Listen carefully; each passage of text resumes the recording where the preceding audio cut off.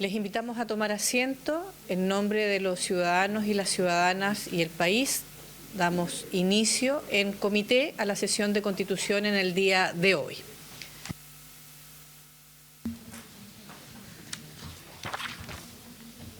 Secretario, don Rodrigo, si nos puede dar la cuenta y la tabla, por favor. Gracias, señora presidenta. Bienvenidas a todas y a todos los invitados del día de hoy, al Ejecutivo y a las personas que daremos cuenta a continuación. Se han recibido, señora presidenta, señores senadores, las siguientes comunicaciones. Solicitud de audiencia de la Secretaría General del Colegio de Abogados, representada por la señora Ana María Carbone, para exponer sobre el proyecto de ley que crea el Servicio Nacional de Acceso a la Justicia y la Defensoría de las Víctimas de Delitos. En segundo lugar, también se ha recibido una solicitud de audiencia de la presidenta de la Asociación de Funcionarios de la Corporación de Asistencia Judicial de Valparaíso, Coquimbo y Atacama, señora Carolina Guzmán, también para exponer sobre esta iniciativa de ley. Esas son las solicitudes, señora presidenta. Respecto de la... perdón. Sí. Ya. Respecto de la tabla de hoy día de hoy, está convocada esta sesión para continuar con el estudio en general del proyecto de ley en segundo trámite constitucional que crea el Servicio Nacional de Acceso a la Justicia y la Defensoría de las Víctimas de Delitos. A esta sesión han sido especialmente invitados del Ministerio de Justicia y Derechos Humanos, el señor ministro, don Luis Cordero, quien ha presentado su excusa. Asisten en representación del Ministerio el jefe de la División Judicial, señor Héctor Valladares, la jefa del Departamento de Asistencia Jurídica, señora Oriela López, y el abogado de la División Jurídica, señor Felipe Rayo. También concurren a esta sesión, señora presidenta, de la Asociación de Funcionarios de Seguridad Pública de la Subsecretaría de Prevención del Delito, su presidente, el señor Alfredo Contreras, está ahí presente, y el dirigente regional metropolitano, Sergio Valderrama. También en representación de la Corporación de Asistencia Judicial Metropolitana nos acompaña presidenta su director general, el señor Rodrigo Mora, quien viene acompañado del encargado de comunicaciones, señor Juan Peña. Y también de la Asociación de Funcionarios y Profesionales de la Corporación de Asistencia Judicial Metropolitana, la presidenta nacional, señora Marcela Torres, acompaña también la secretaria nacional, señora Teresa Poblete, el tesorero nacional, señor Juan Ulloa, el director, señor Jorge Acevedo, la dirigente nacional, señora Lorena Aedo, y el dirigente nacional, señor Hugo Gutiérrez. Finalmente hago presente a sus señorías que también había pedido audiencia y se le había invitado para el día de hoy el Centro de Estudiantes de la Escuela de Derecho de la Universidad de Chile, que también querían referirse a esta iniciativa y han presentado sus excusas, no pueden asistir a la sesión del día de hoy. Asisten también como oyentes representantes de la Federación Nacional de Acceso a la Justicia, FENADAJ. Eso, señora presidenta, la cuenta y los invitados a la sesión del día de hoy. Muchas gracias. Las dos solicitudes de audiencia, al menos la del Colegio de Abogados, podríamos hacer el esfuerzo porque se incorporara en la de mañana, y la de la Corporación de Funcionarios de la Corporación de Asistencia Judicial de Valparaíso, Coquimbo y Atacama, podríamos dejarlo para la vuelta de la regional. ¿O no? O si alcanzaran los 5 mañana mejor, pero si no, dar la posibilidad de que se escucha una antes de que lo pudiéramos votar, tal cual como lo había dicho el senador Durresti ayer presidiendo la comisión.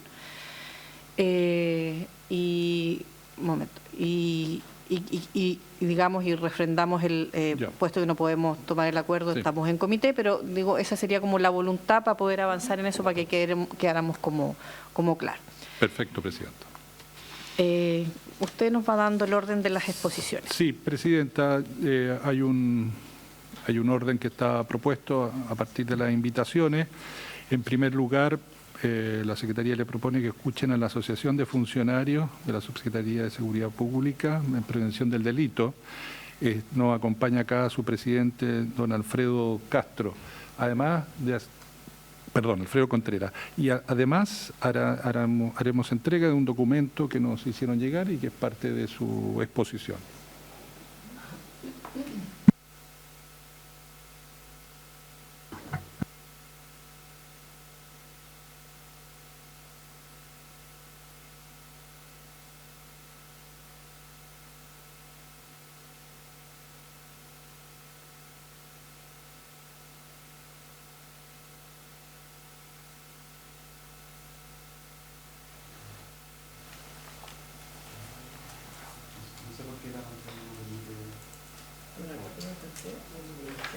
Alfredo Contreras, el presidente.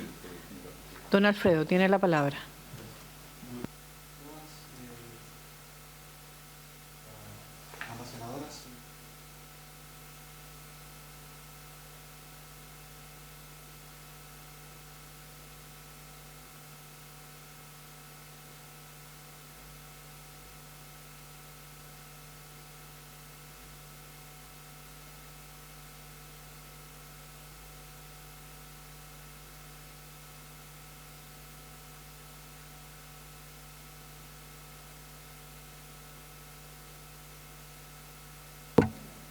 Perdón. Que han quedado pendientes o que nos gustaría hacer que fueran más enfáticas dentro del proyecto.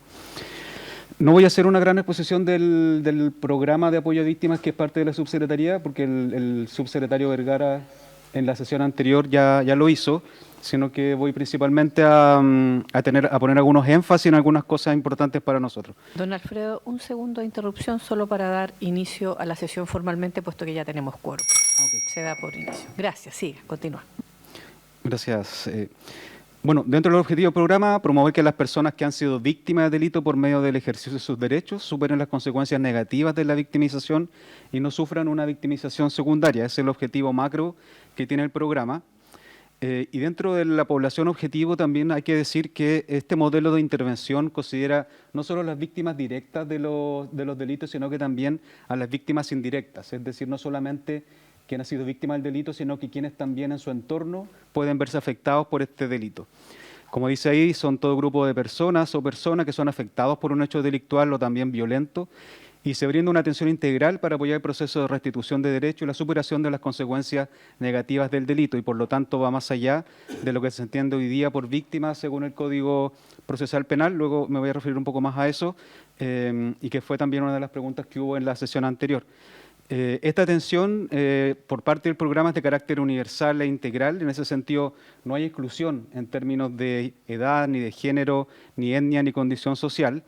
Y también brinda atención preferente a grupos de especial protección, por ejemplo, podríamos hablar de niños o adultos mayores, apoyando procesos para superar las consecuencias psicológicas, socioeconómicas y también jurídicas. Y en ese sentido, como lo vamos a ver más adelante, el programa no solo, si bien se hace cargo, ¿verdad?, de los aspectos jurídicos de las consecuencias del delito, también se hace cargo de los aspectos psicosociales e incluso también de los temas socioeconómicos que puedan suceder.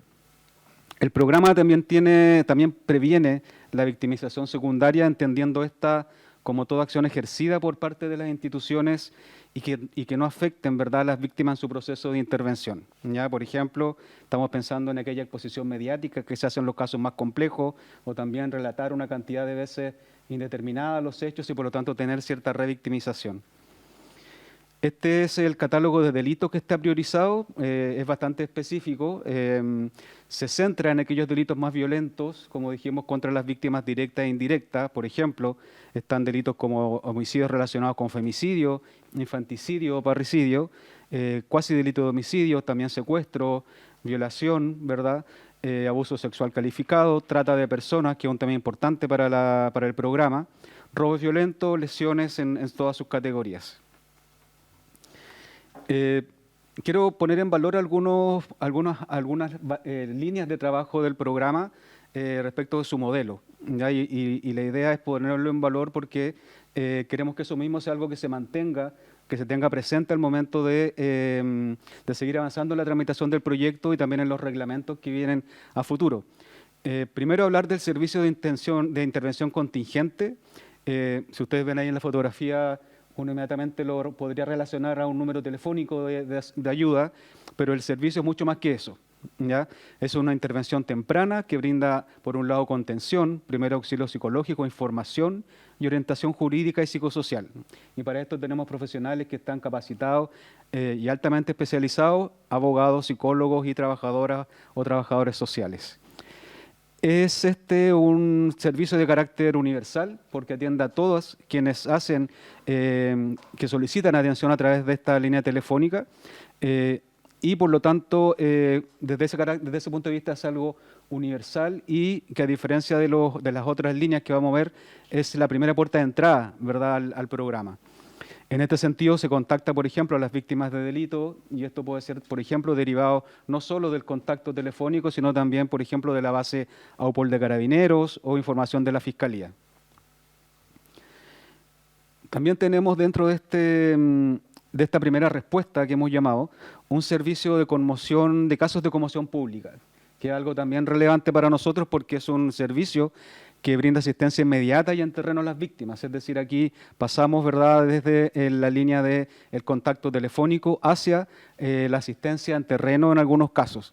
Y también el objetivo es prevenir la victimización secundaria, sobre todo por temas, como hablábamos hace un momento, comunicacionales o de exposición mediática.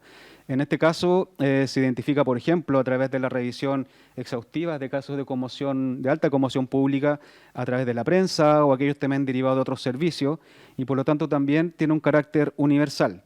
Ambos líneas de intervención, tanto el servicio de la línea telefónica como el servicio de conmoción pública, son puertas de entrada para el sistema de atención que viene en lo que se llama la segunda respuesta. Aquí solo un ejemplo. Se hizo un trabajo, por ejemplo, con los incendios que sucedieron en Valparaíso hace poco tiempo, en donde el programa, y en este caso particular, el servicio de casos de conmoción pública salió a terreno a pesquisar, ¿verdad?, aquellos casos en que era necesario tener una atención a víctimas. ¿Por qué hacemos el paralelo con el proyecto de ley? El proyecto de ley lo que dice respecto de lo que nosotros llamamos esta primera respuesta es hablar de gestión de casos. ¿Ya? Si bien nosotros hemos tenido una vinculación con el Ministerio de Justicia, hay aspectos que todavía no nos dejan 100% conformes respecto a eso. Para nosotros la gestión de casos lo reduce, ¿cierto?, a, como dice ahí, una adecuada atención de víctimas y debe contar con un mecanismo que permita efectuar las coordinaciones técnicas y administrativas necesarias, como la evaluación, derivación y seguimiento de los casos, ¿verdad? Y a través de la utilización de medios tecnológicos. Para nosotros la primera respuesta es mucho más que un tema de gestión de casos o es mucho más que una ventanilla única. Nos interesa que este nuevo servicio pueda mantener las buenas líneas que tiene este programa, sobre todo en la primera respuesta, que es el primer filtro o el primer acceso que se tiene a un programa de atención a víctimas. Y ahí nos gustaría entonces que este proyecto profundizara un poco más acerca de qué vamos a entender por gestión de casos o derechamente hablar de otro tipo de atención, de primera respuesta ante este tipo de situaciones. Luego, y el más conocido, tiene que ver con el modelo de programa de segunda respuesta, que son los equipos que tenemos distribuidos en las 16 regiones del país. Tenemos 15 en la región metropolitana y 28 centros de apoyo a víctimas en las regiones. Y en ellos la intervención está orientada a la reparación integral de las consecuencias negativas de la victimización de manera presencial por parte de psicólogos, trabajadores sociales y asistencia jurídica, ¿ya? Por lo tanto, para nosotros también esta es una línea que no es solo atención jurídica, sino que también apunta principalmente a la reparación psicológica y social.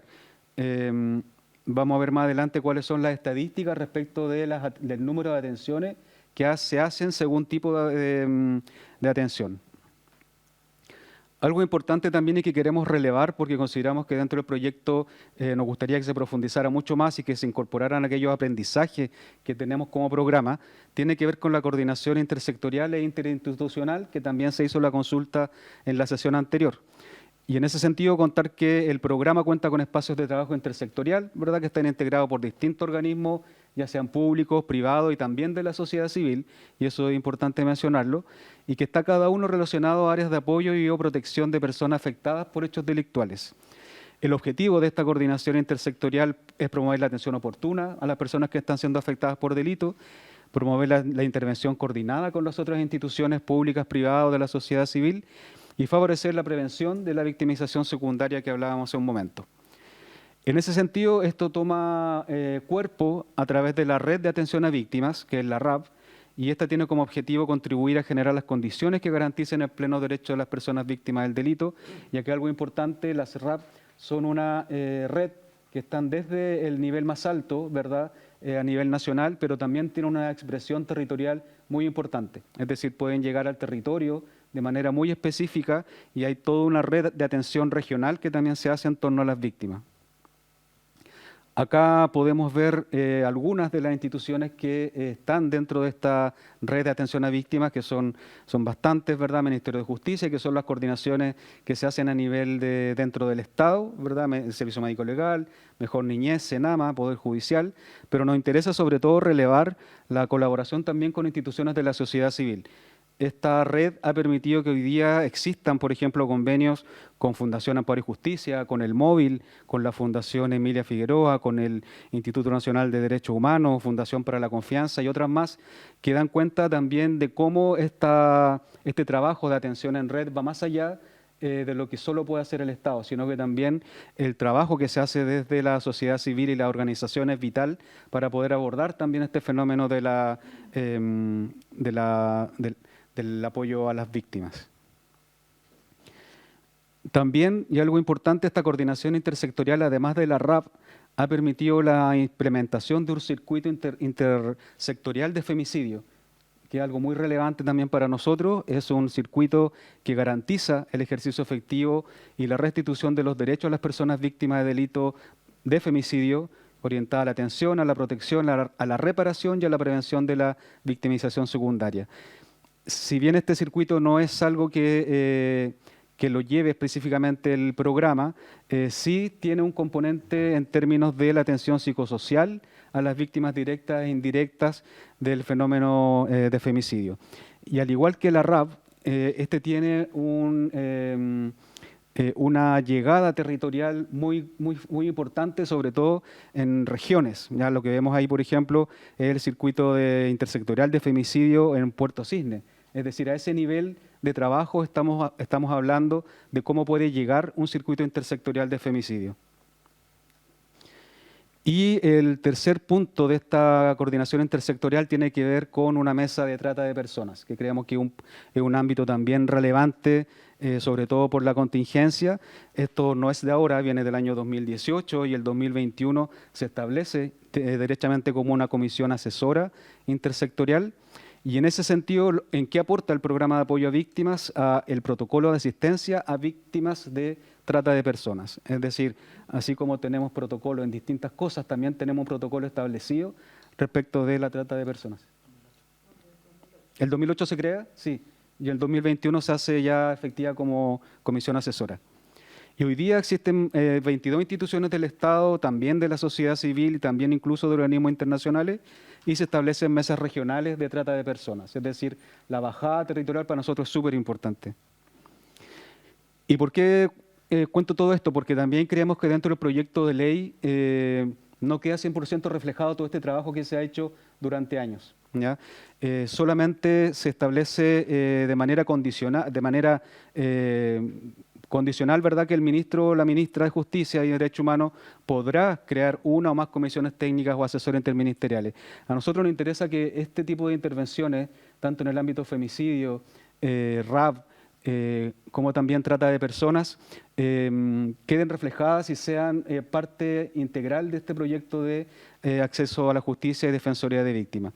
Creemos que acá hay un aprendizaje importante sobre temas que son súper contingentes y que por lo tanto merecen estar en el proyecto, y que hoy día, si bien se establece una posibilidad de que exista algo parecido, no es tan concreto ni tan relevante, creemos, dentro de este proyecto. Porque todo está muy condicional, ¿no? Podrá contemplarse o podrá crearse, y creemos que ahí debe haber algo mucho más imperativo. Eso respecto al modelo. Nos interesaba más hacer énfasis en algunas cosas como las que les he contado, y también ahora respecto de la atención a los usuarios en segunda respuesta, que es algo importante, y luego vamos a ver los de primera y segunda respuesta. La segunda respuesta, estamos hablando de los centros de apoyo a víctimas propiamente tal, ¿verdad? Los que están en las comunas, en los territorios y que hacen atención presencial a las personas que han sido víctimas de delito. Y en ese sentido, el programa, según las atenciones del año 2023, un 70% se orientó a que los usuarios requerían prestaciones de tipo psicosocial, tanto en el ámbito de atención psicológica como de atención social. Por lo tanto, ese componente de psicosocial para nosotros es muy relevante, puesto que tiene una también importancia amplia para los usuarios, en términos que no solamente, que si bien necesitan atención jurídica, también el proceso reparatorio es muy importante para ellos. Ese 30% de atención jurídica obviamente que también es muy importante.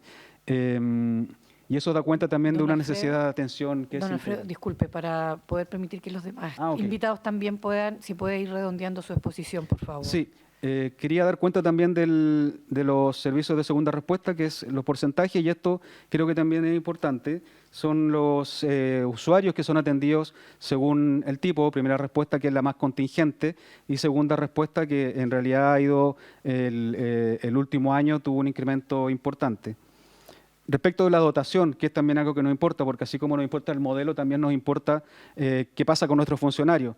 Primero, el proyecto entendemos que asegura que no existirá pérdida del empleo y no va a haber baja remuneración, pero son cosas que nos importa que puedan también quedar mucho más claras, ya sea en el proyecto como también, obviamente, en el reglamento que haya que trabajar más adelante.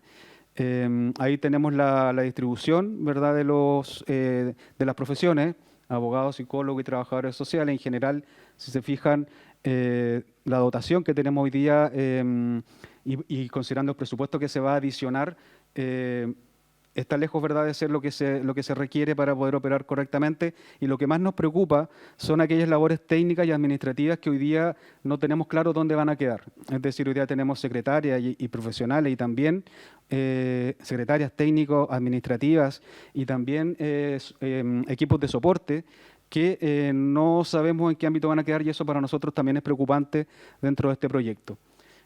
Un tema también que ya se ha hablado aquí es acerca del traspaso al Código del Trabajo. Nosotros somos estatuto administrativo. También contamos con un nivel central que tampoco sabemos muy bien dónde va a quedar. Y también los temas de infraestructura, ¿no?, en donde tampoco tenemos mucha claridad en qué va a pasar con la infraestructura que tenemos en arriendo, los centros de apoyo a víctimas y los CABI, considerando que van a ser parte de la misma institución. Para no alargarme más, creo que eso es lo que más importante que queríamos transmitir. Muchas gracias. Muchas gracias, don Alfredo Contreras, de la Asociación de Funcionarios y Funcionarias de Seguridad Pública de la Subsecretaría de Prevención del Delito. Le damos ahora la palabra al director, don Rodrigo Mora, de la Corporación de Asistencia Judicial Metropolitana. Gracias, presidenta, por su intermedio.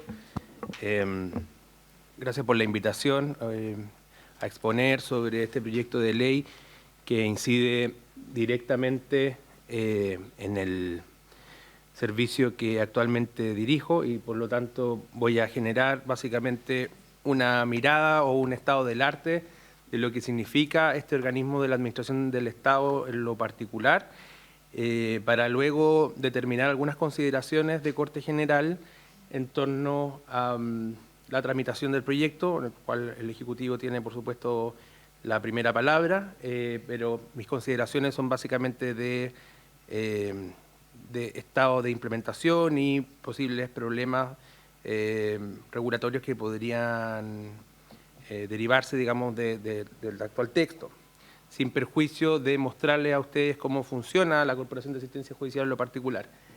No sé cómo... Eso, gracias. Bueno, esta es la Corporación de Asistencia Judicial Metropolitana, ¿sí? Esta Corporación de Asistencia Judicial tiene una organización bastante sui generis, que es una corporación macrozonal que en la actualidad compone también las regiones de O'Higgins, Maule y Magallanes y la Antártica chilena. Eso en base a la organización que se le dio el año 81. De hecho, Magallanes se conecta con la metropolitana por la única posibilidad de tener vuelos directos entre Santiago y Magallanes en la época de la creación.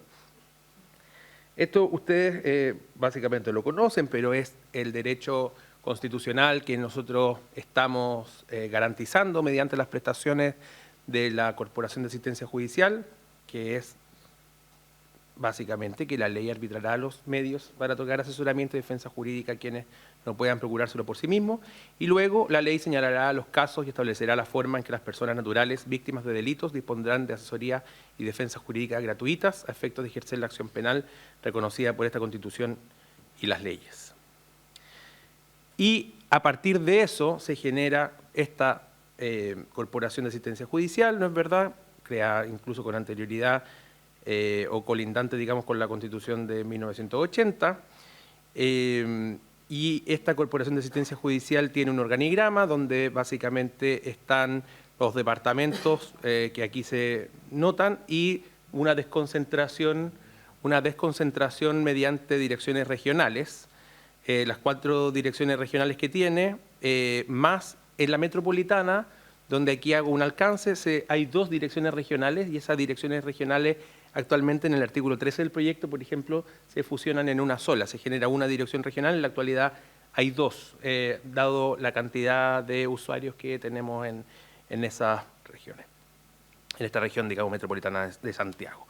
Y estos departamentos diríamos que son departamentos de gestión o de administración interna del servicio, que también hay que mirarlo adecuadamente en el texto del proyecto, donde básicamente se incorpora el departamento de auditoría y una fiscalía, y el resto se deriva a un reglamento posterior.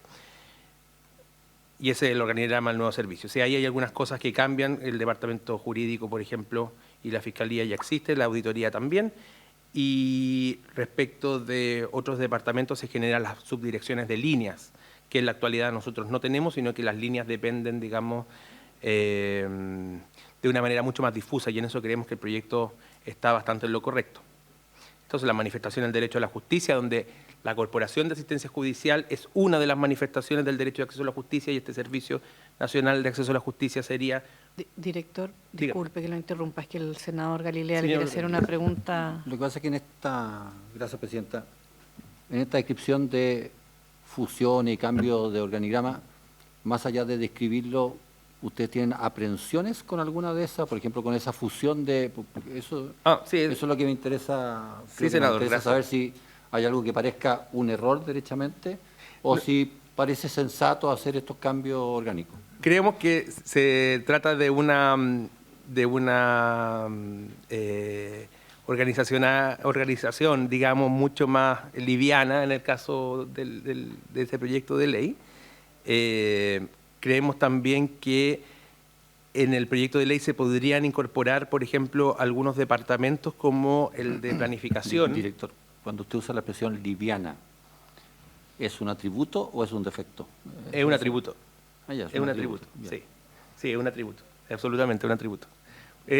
Porque se otorga, digamos, una organización bien particular, solamente con 3 departamentos, y el resto del organigrama se le atribuye a normas infralegales, ¿sí? Ahora bien, el tema de las subdirecciones en lo particular puede ser complementado, como también el tema de las direcciones regionales, donde en la actualidad tenemos 2 por la cantidad de usuarios potenciales que tenemos, y creemos que funciona bien. Eso diría yo en lo particular. Nos gusta, por supuesto, que la nueva dirección tenga posibilidad de expandir el organigrama y que no se rigidice por vía del legislador.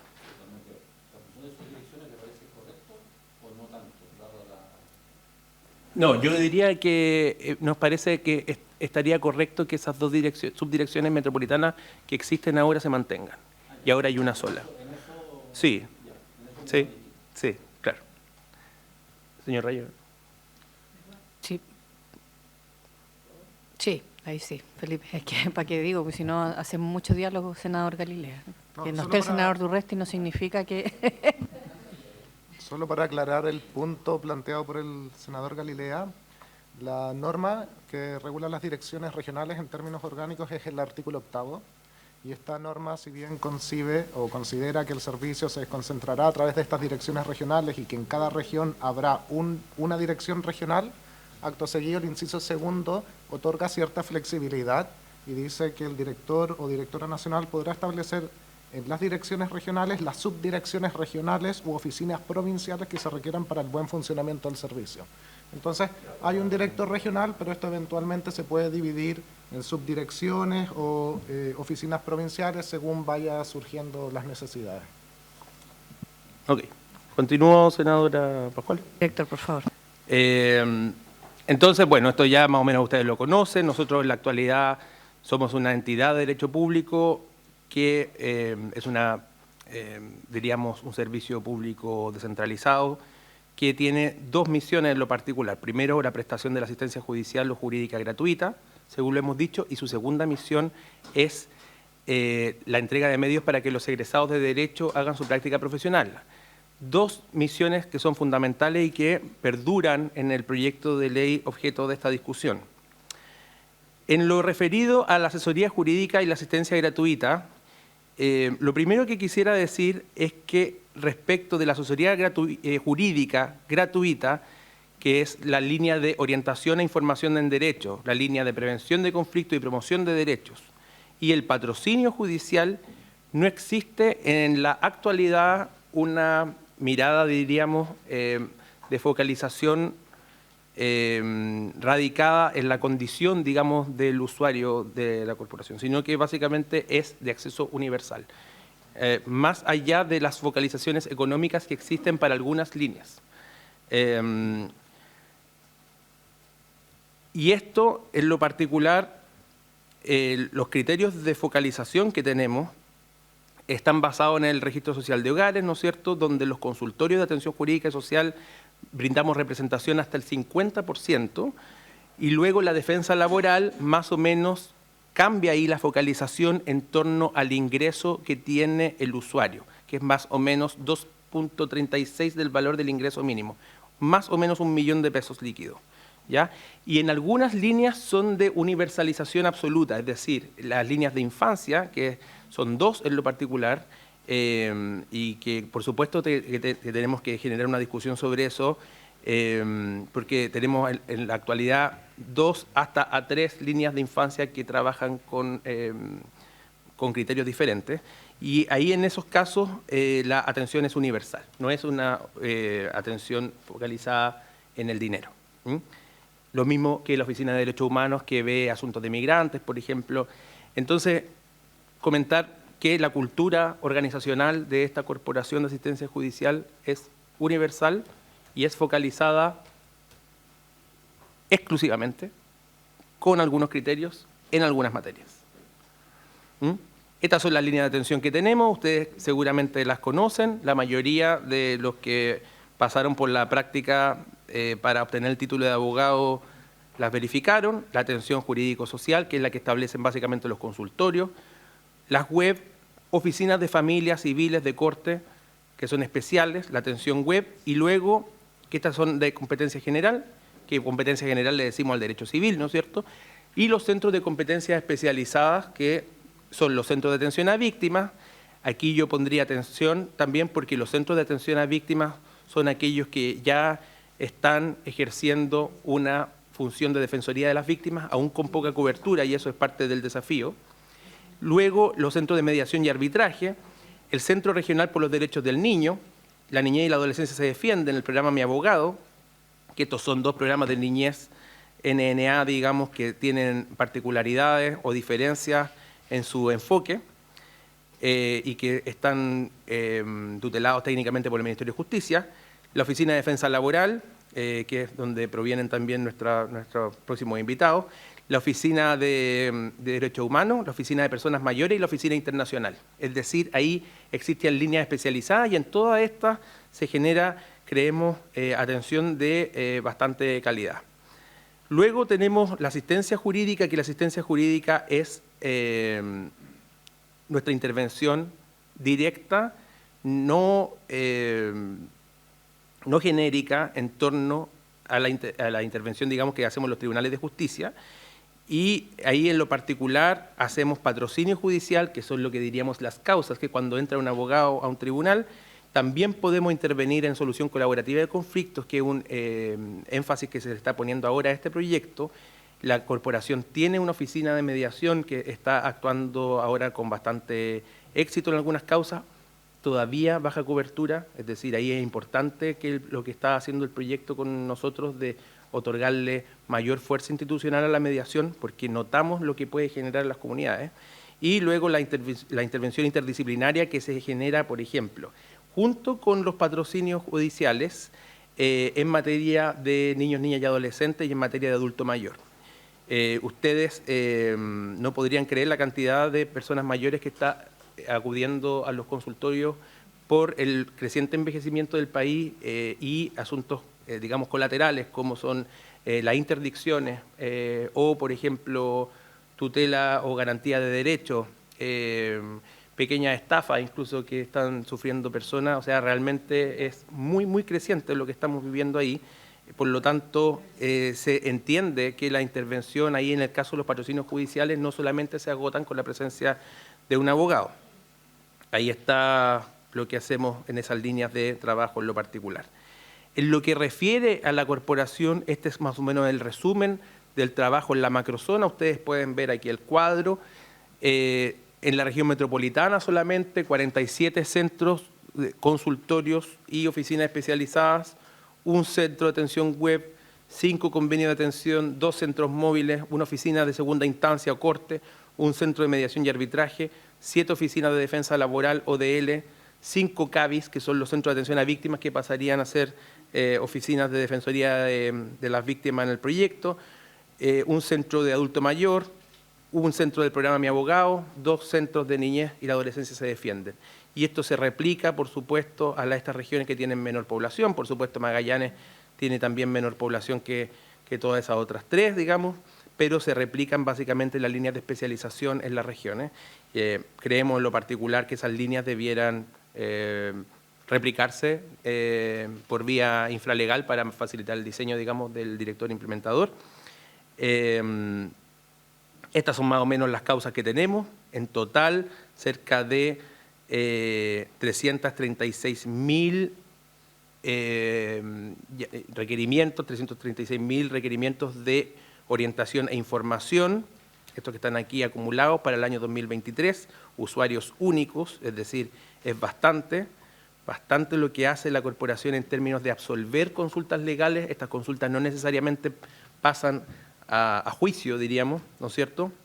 Y donde observamos que las materias, y aquí hay un buen cuadro, está muy generado, esto que está acá, ¿no es cierto?, en torno a consideraciones de género, ¿no es verdad? Tenemos mayoritariamente mujeres aquí que están solicitando alimentos y también divorcio y cumplimiento de alimentos.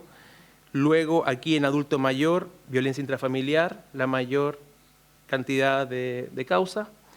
Y en la ODL, ¿no es cierto?, despido justificado, en el CABI, abuso sexual, y en el Centro de Mediación, la partición de comunidad hereditaria.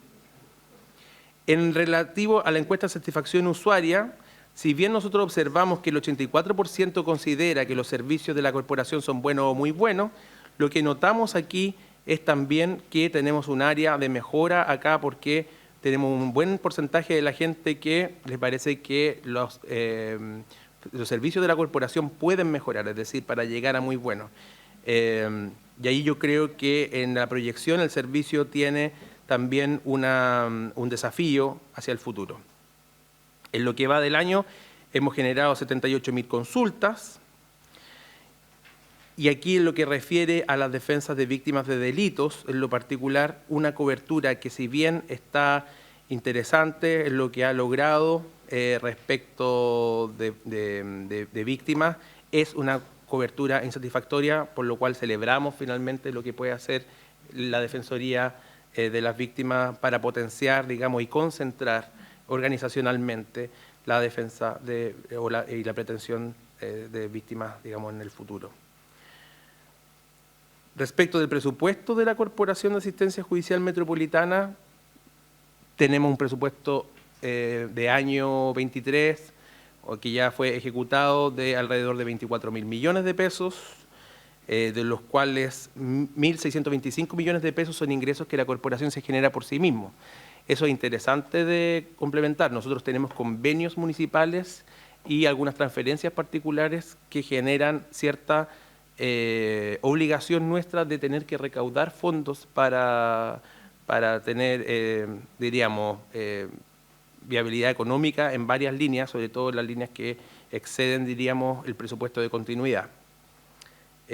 Por lo tanto, también estamos de acuerdo, por supuesto, con el informe financiero. El informe financiero para nosotros es interesante y motivador, diríamos, para continuar con la labor que prestamos. En la actualidad tenemos 1.100 funcionarios, 1.188 funcionarios, lo cual son en su mayoría mujeres y una menor proporción, 35% más o menos, de varones. Esos son los casos concretos que tenemos. Aquí destaco, por supuesto, casos de tutela de derechos fundamentales que hemos tenido, como también casos de delitos de lesa humanidad que perseguimos. La Oficina de Derechos Humanos es para nosotros una joya. Fue dirigida y fundada por Nelson Caucoto. De ahí al futuro hemos sido capaces, creo, de llevar casos de tremenda relevancia. En la actualidad también lo estamos viendo. Por lo tanto, por supuesto, nuestra intención es que eso siga adelante. Respecto de las prácticas profesionales, y aquí estoy ya redondeando, tenemos en general, creo que un desafío en torno a cómo este proyecto de ley podría colaborar a reimaginar la manera como los estudiantes de Derecho hacen la práctica de la Corporación de Asistencia Judicial. Puesto que en la actualidad... ¿Egresado de Derecho, dije? Egresado, sí. Ex estudiante. Así que los egresados de Derecho hagan su práctica en la corporación y que en la actualidad tenemos algunos convenios, pero que esos convenios son muy particulares, muy accidentales, y creo que ahí el proyecto de ley va en una buena mirada de establecer la posibilidad abierta de que las prácticas se puedan hacer en otros lugares donde se hace acceso a la justicia. Nosotros en la actualidad tenemos convenios que no tienen mucha orgánica, diríamos, sino que son, diríamos, con aquella persona que ha llegado y decir, hoy puede hacer la práctica, por ejemplo, en la dirección de agua. Pero no nos hemos preguntado, por ejemplo, si esa práctica es relevante respecto de la prestación del servicio de acceso a la justicia a aquellos que no tienen un abogado.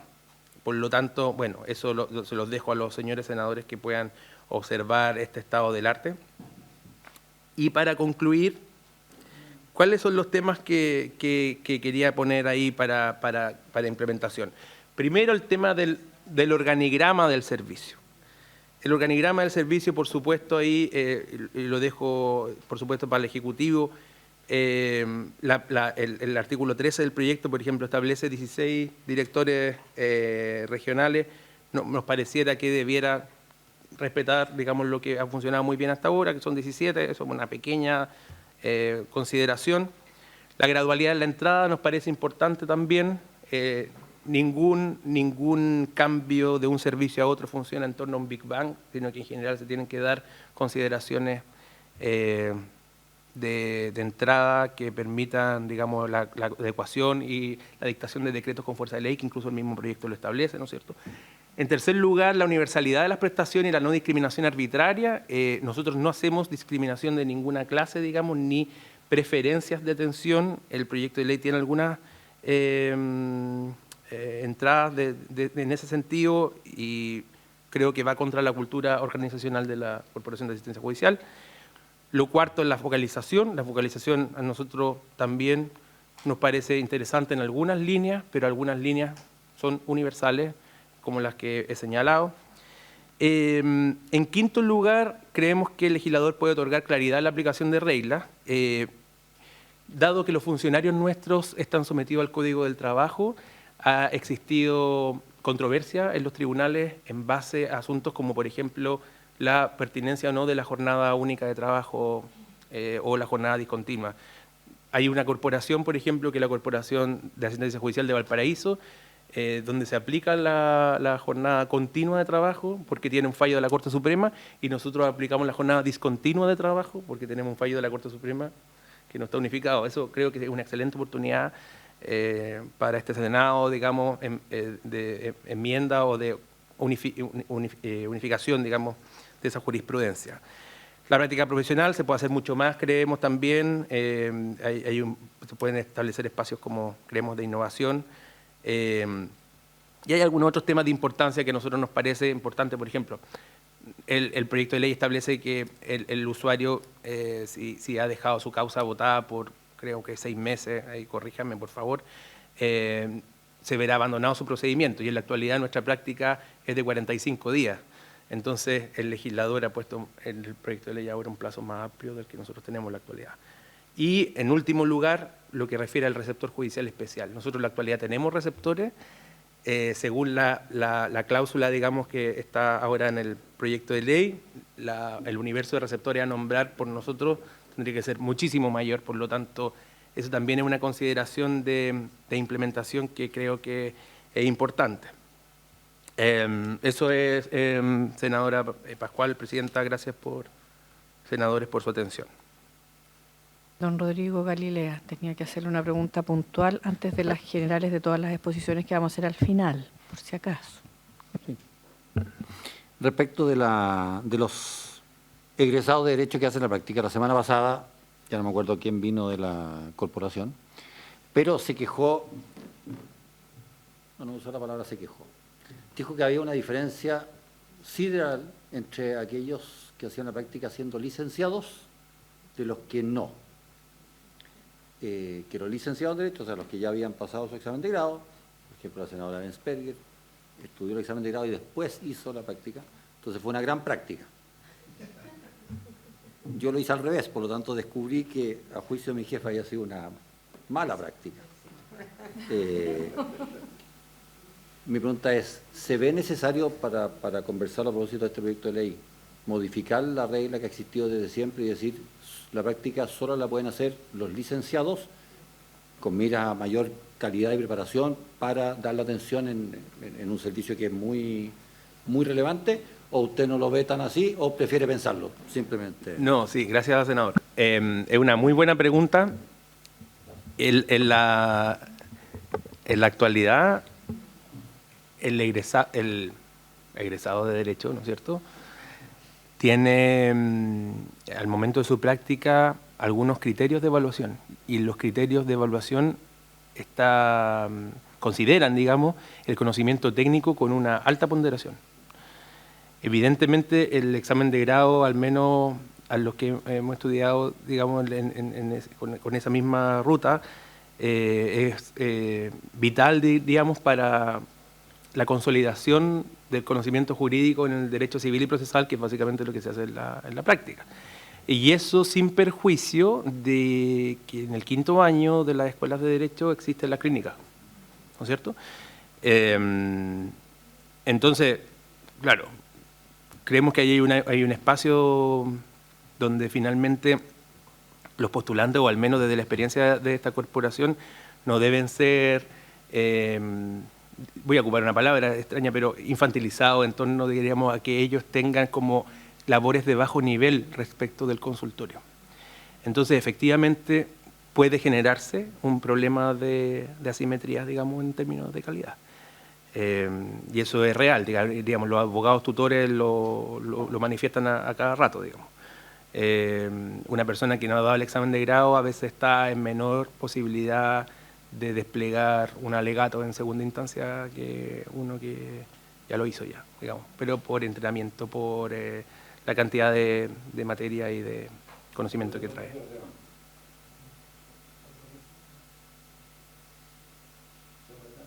Gracias.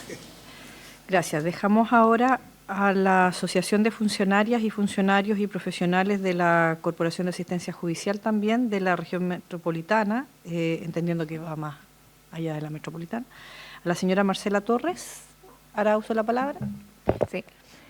Muchas gracias, muy amable. Agradecemos los trabajadores y trabajadoras de la Corporación de Asistencia Judicial que nos den esta instancia para venir a exponer las preocupaciones que tenemos como tales. Nosotros queremos un poco desmarcarnos de un tema más bien técnico, porque entendemos que aquí se ha levantado el tema técnico, no solamente por nuestro empleador, por el ministerio y por la federación a la cual pertenecemos, y lo que queremos es traer una preocupación, que es la preocupación de funcionarios y funcionarias de la Corporación de Asistencia Judicial por este nuevo servicio y por el traspaso que se hará de los funcionarios a este nuevo escenario o a esta nueva institucionalidad. Se anunció este proyecto de nuevo servicio de acceso a la justicia y defensoría de víctimas como un hito importante hacia la modernización del sistema de justicia, poniendo siempre el acento en la víctima de delito como un reflejo del Estado que está en constante búsqueda del amparo frente a circunstancias que afectan el bienestar de grupos que son especialmente vulnerables y de la ciudadanía en general. Y esto con fundamento en la garantía constitucional del artículo 19, número 3, y esta nueva institucionalidad lo que propone es hacerse cargo también de diversas reivindicaciones funcionarias expuestas y defendidas a lo largo de la existencia de las cajas. Es decir, se anuncia una nueva institucionalidad, pero es indispensable escuchar a los actores más relevantes del acceso a la justicia, que somos los operadores que estamos día a día y somos los trabajadores y trabajadoras. Es decir, nosotros, los funcionarios de la Corporación de Asistencia Judicial.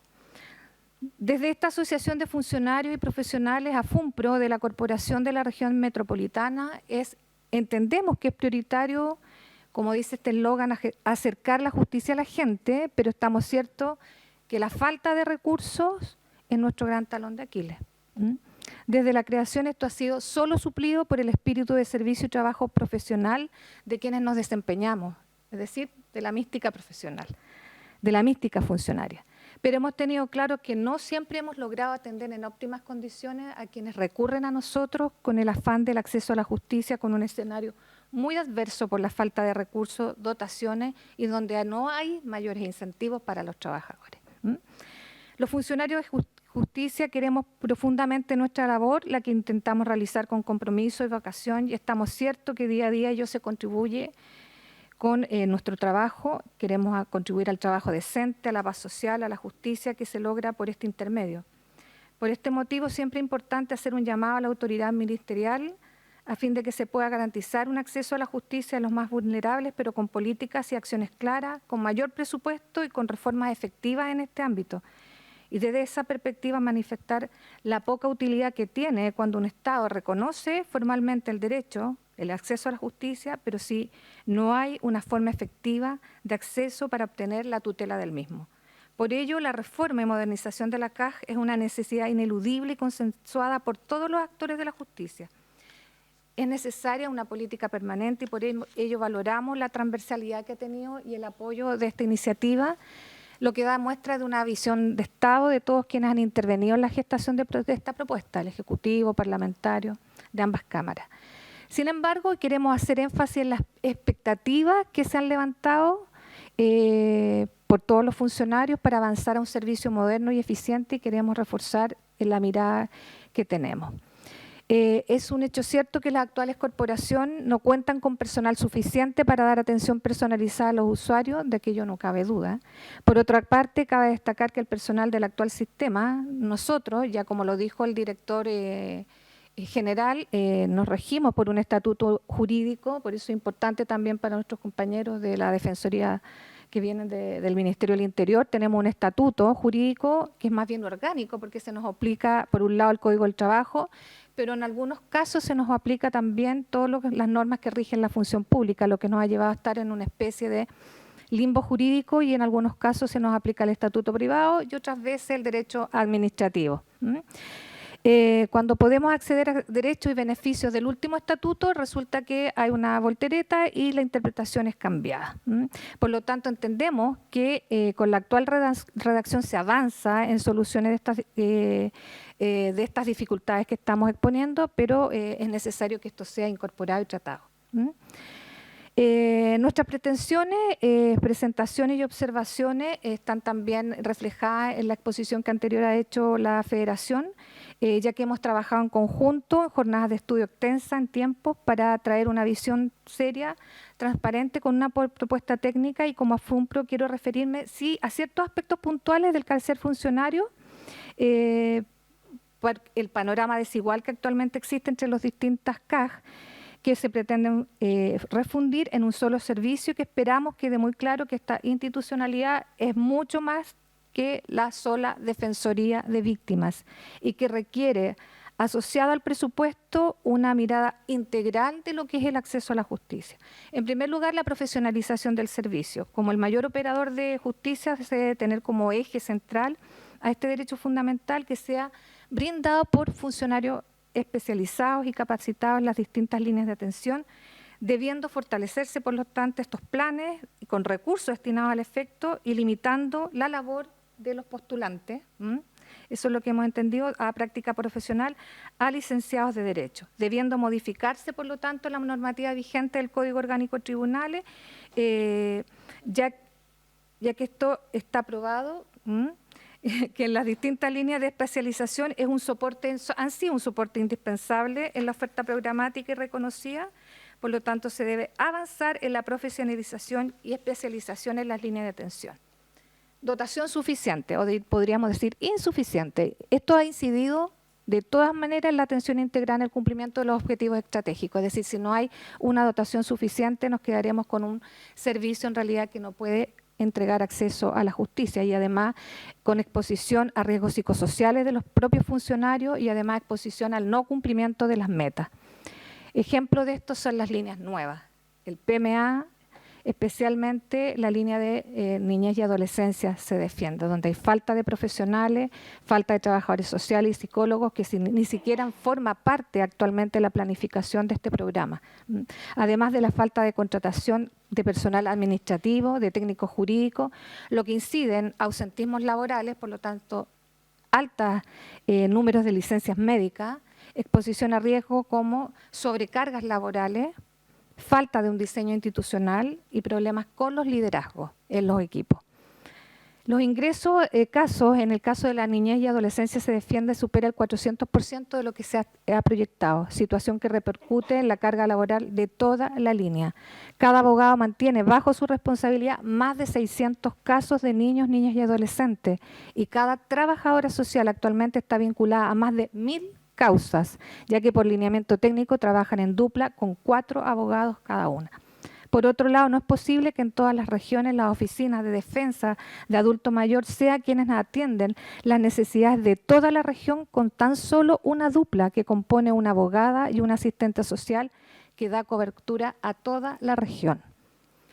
En cuanto a los lineamientos institucionales, debemos decir también que hay falta de estos lineamientos y es indispensable que se construyan lineamientos de atención y diseño en los programas ya implementados y en los nuevos que pretenden agregarse a la oferta programática, pues al no existir esto con carácter de uniforme, se carece, por lo tanto, de lineamientos técnicos claros, dejando muchas situaciones al azar, sin definiciones claras, encargos y obligaciones para los profesionales, provocando una suerte de se cumple porque se cumple, sin tener posibilidad de ejecutar efectivamente una representación jurídica especializada. En cuanto a infraestructura, esto también es bastante grave. Así como es necesario que existan estándares de atención, también es indispensable en infraestructura, pues no es posible que existan centros jurídicos y unidades de atención que no cuentan con condiciones de trabajo óptimas para brindar servicios. Tenemos centros jurídicos, como por ejemplo Padre Hurtado, sin sillas, sin computadores, sin espacios para brindar atención, incluso expuestos a vectores de riesgo. Hace poco cerramos un edificio por presencia de ratones. Tenemos profesionales que no cuentan con un lugar apto para comparecer a audiencias, así como tampoco para realizar entrevistas a niños, niñas y adolescentes, esto en Santa Cruz. Trabajadores señalan que no cuentan con computador, con internet, no tienen celulares para contactar usuarios, algunos no cuentan con un espacio definido y si cuentan no es apto. En el caso de Magallanes existen oficinas sin calefacción por falta de mantención. Y sabemos que todo esto está asociado a un presupuesto, pero es indispensable que el presupuesto no solo se vea volcado a la implementación de la Defensoría de las Víctimas. Deben existir nuevos flujos para fortalecer las líneas existentes, en caso contrario va a ser tan solo un nuevo nombre, pero con las mismas debilidades que ya existen. El punto que nos preocupa también es en el proyecto de ley que no se contemplan las soluciones colaborativas, cuestión que solo se plantea en cuanto a que el servicio podrá promover la aplicación de mecanismos de solución colaborativa de conflictos conforme a la normativa vigente, condicionando la línea a la voluntad que exista en la dirección del nuevo servicio.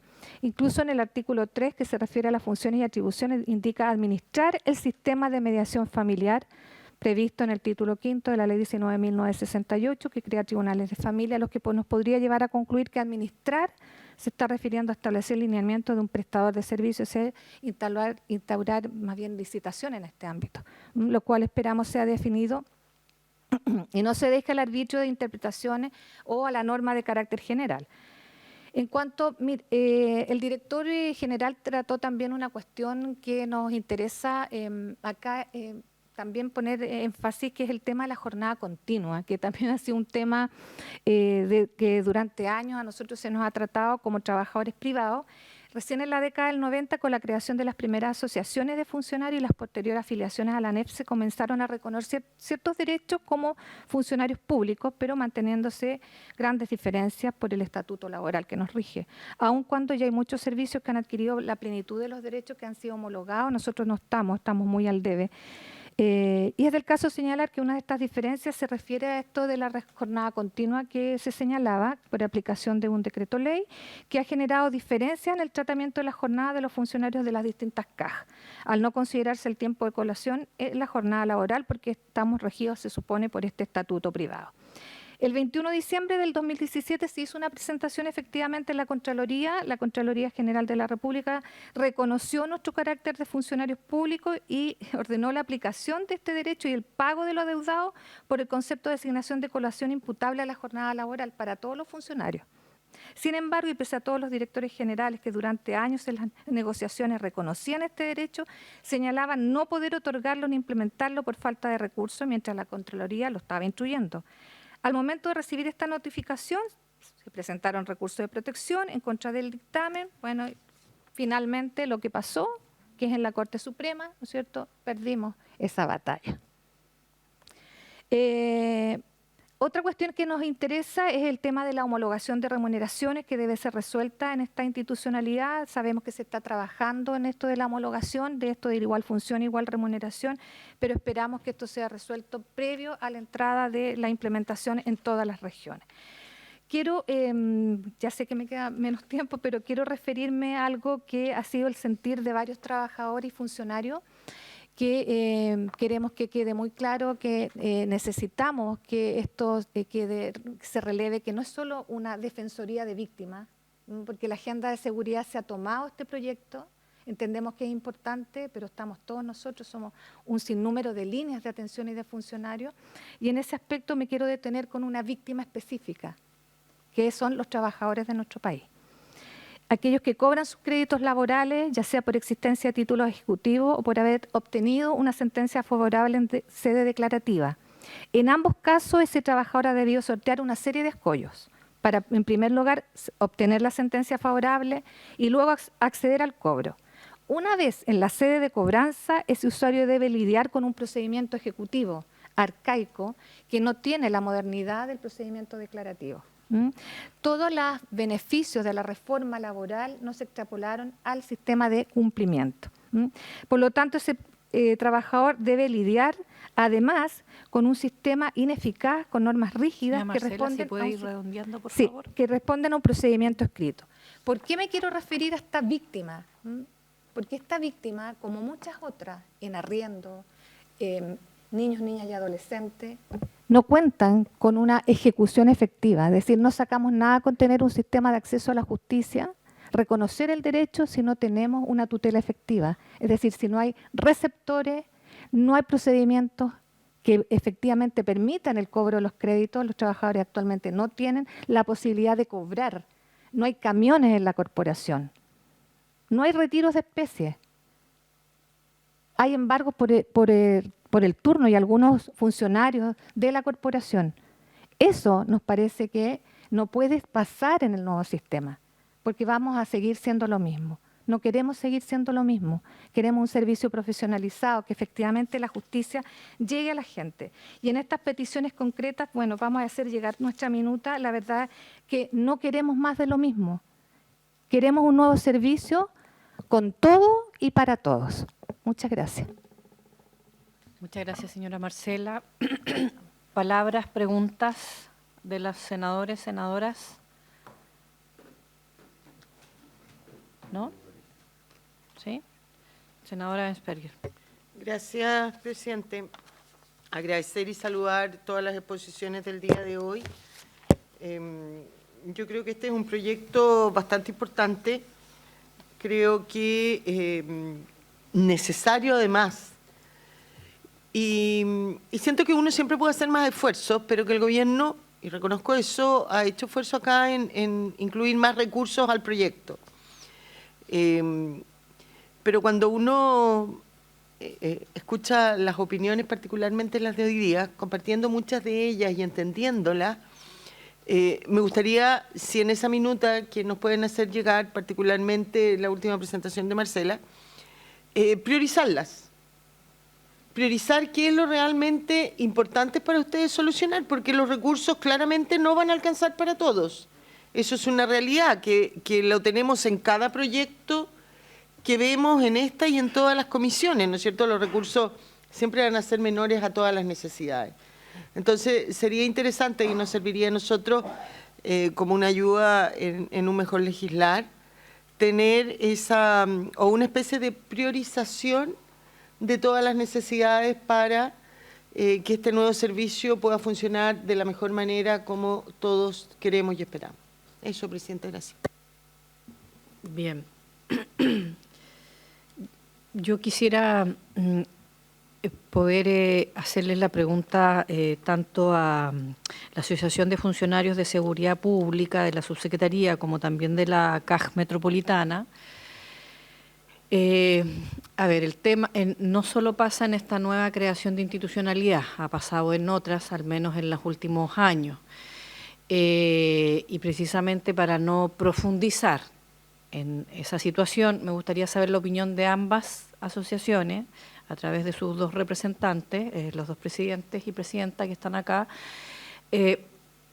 entendiendo un poco lo que decía la senadora Ensperger. Una cosa tiene que ver con los recursos, como los recursos no siempre son ilimitados, nunca en este ámbito, ¿qué es lo que se puede mejorar también normativamente que no permita esta como especie de doble tuición entre funcionario público con estatuto administrativo versus Código del Trabajo?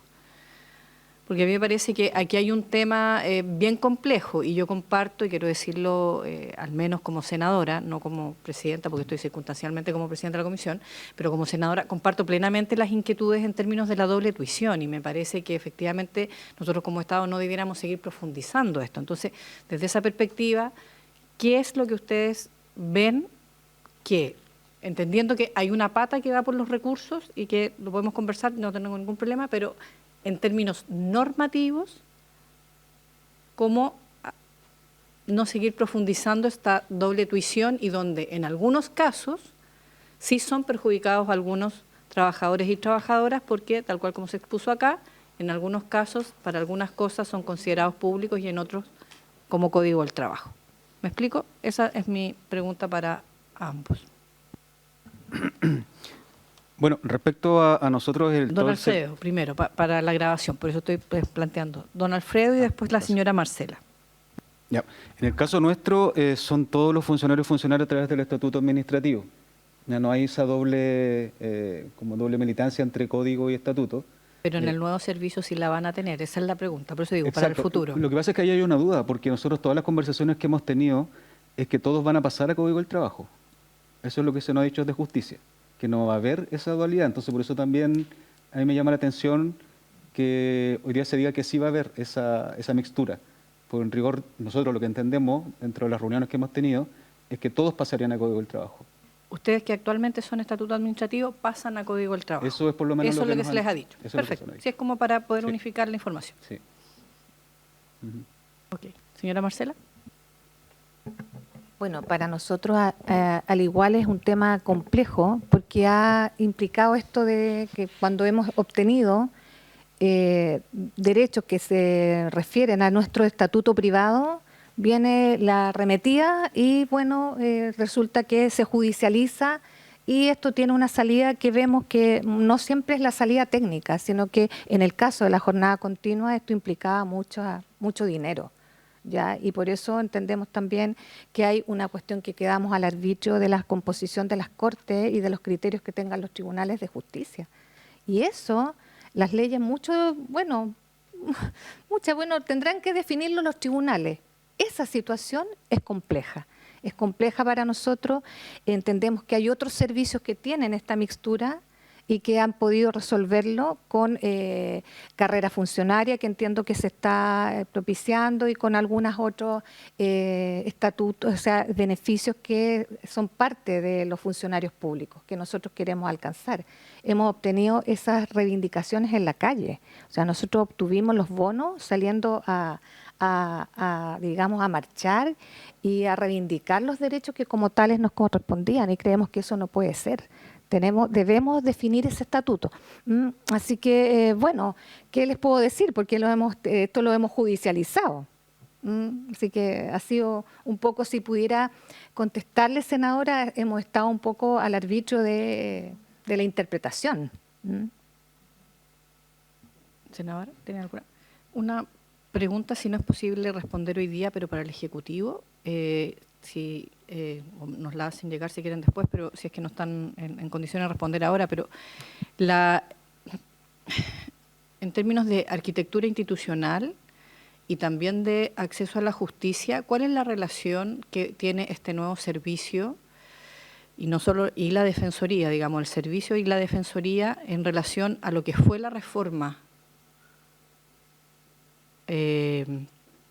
a los procesos, digamos, de acceso a la justicia y la reforma procesal penal, digamos? O sea, en la arquitectura, ¿cómo lo digo? Porque está el Ministerio, están las Cortes, están los jueces, está el Ministerio Público, está la Defensoría Nacional, que es para quienes son imputados o imputadas. Y aquí hay un cuarto actor ahora, ¿no? Entonces, por lo tanto, desde esa arquitectura, ¿cómo lo ve el Ejecutivo que funcionaría todo el proyecto? No recuerdo que haya sido presentado así de claro en la primera presentación, por eso lo pregunto al Ejecutivo.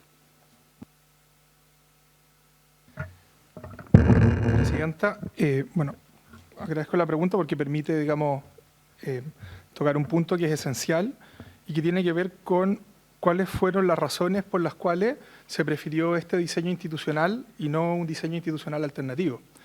Y para responder a su pregunta, yo tengo que citar una cuestión que nosotros hicimos al momento de reformular la indicación sustitutiva que se hizo sobre la base del proyecto del presidente Sebastián Piñera, donde nosotros, digamos, mantuvimos cierta parte de la estructura y propusimos otros cambios.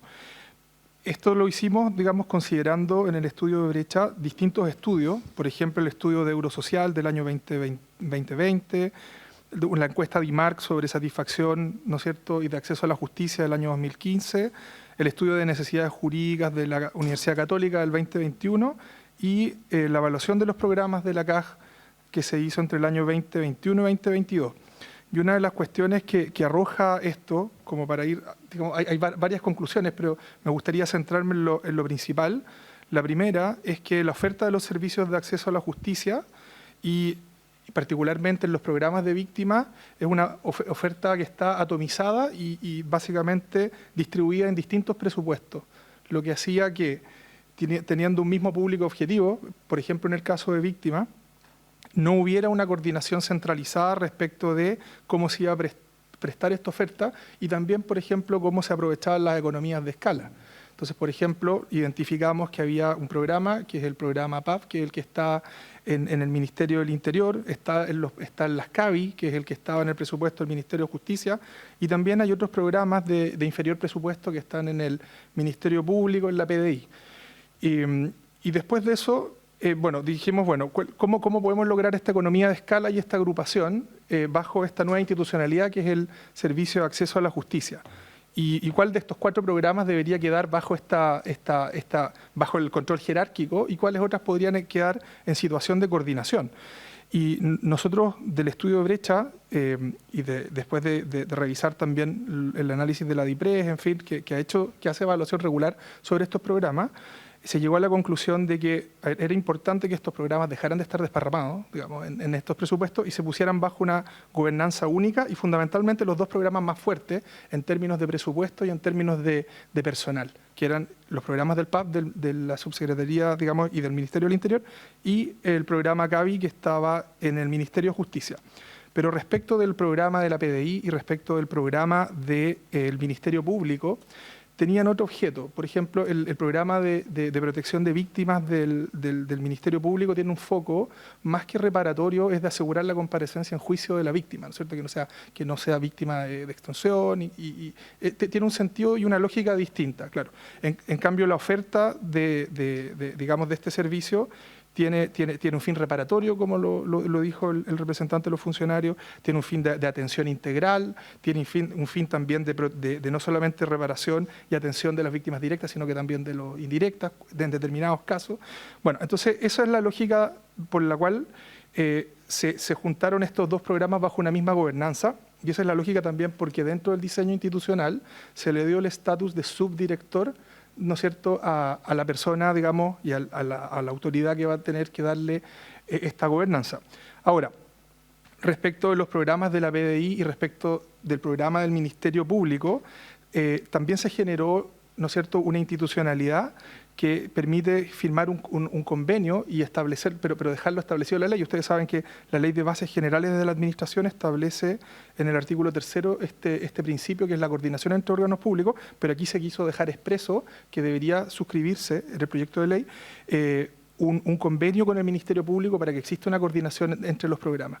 Así que eso, Presidenta, y solamente dejo las otras últimas 2 bullets, retomando algo que se dijo acá en las intervenciones, que parte también del análisis de lo que estaba funcionando mal, era que el diseño institucional de tener 4 corporaciones hacía que uno tuviera básicamente 4 sistemas computacionales distintos que no conversan entre sí, no son interoperativos, que tuviera 4 políticas de desarrollo de personal, lo que hace que personas que tienen una misma función tengan distintas remuneraciones, y por eso es que los ministerios de justicia bajo todos los gobiernos están presionados, digamos, con justa razón, creo yo, a procesos de homologación. Entonces, bueno, la idea es que un nuevo servicio nacional, si bien tenga y pueda considerar aspectos, por ejemplo, de la territorialidad, la ruralidad, sí tiene que tener una política y un diseño institucional integral y nacional para una carrera funcionaria. Así que eso es, Presidenta. Muchas gracias. Siendo la hora y habiéndose cumplido el objeto de la sesión, levantamos la sesión y quedamos convocados para mañana a continuar las audiencias que estaban citadas. Muchas gracias.